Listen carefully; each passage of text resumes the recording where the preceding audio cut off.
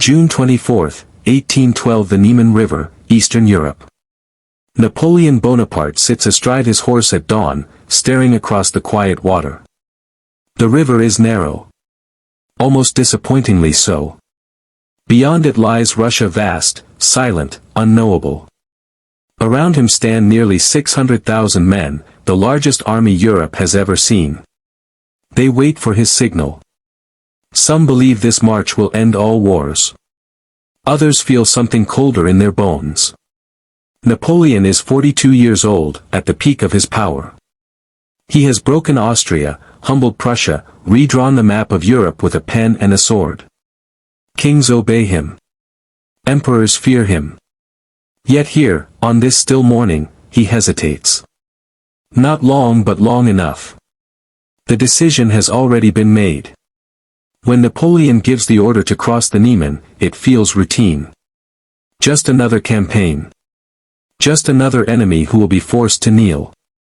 But this moment, quiet, almost unnoticed, is the beginning of the end. The mistake is not arrogance alone. It is belief.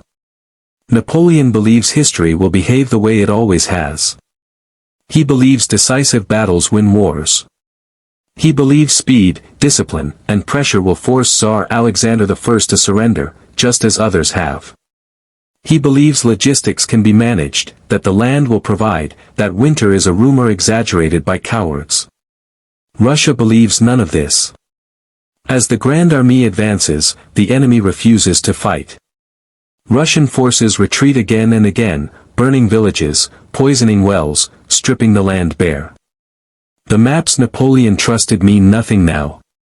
Distance becomes a weapon. Time turns hostile. By August 1812, the heat is unbearable. Horses collapse. Soldiers march barefoot. Food runs out. Disease spreads. The army bleeds without a battle. Napoleon presses on. On September 7, 1812, at Borodino, the war finally gives him what he wants: a massive confrontation. Cannon smoke chokes the fields. Over 70,000 men fall in a single day. It is one of the bloodiest battles in history. Napoleon wins technically.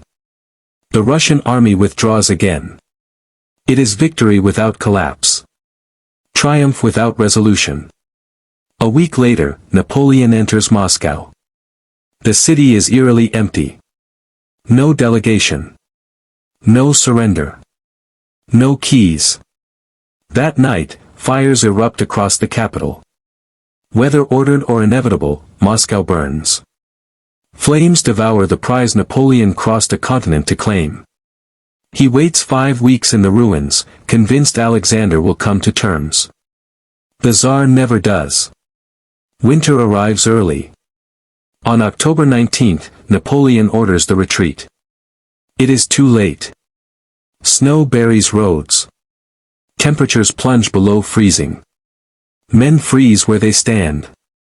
Horses are butchered for food. Discipline dissolves.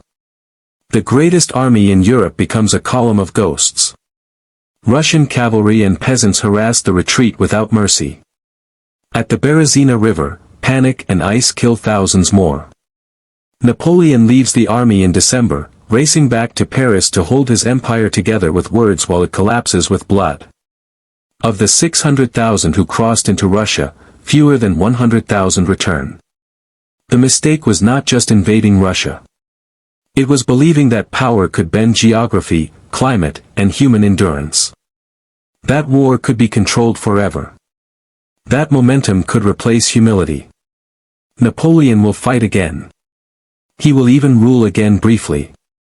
But something fundamental has broken on the frozen roads east of Moscow. Europe has seen him bleed. His enemies no longer fear the myth. Empires do not usually fall in a single moment.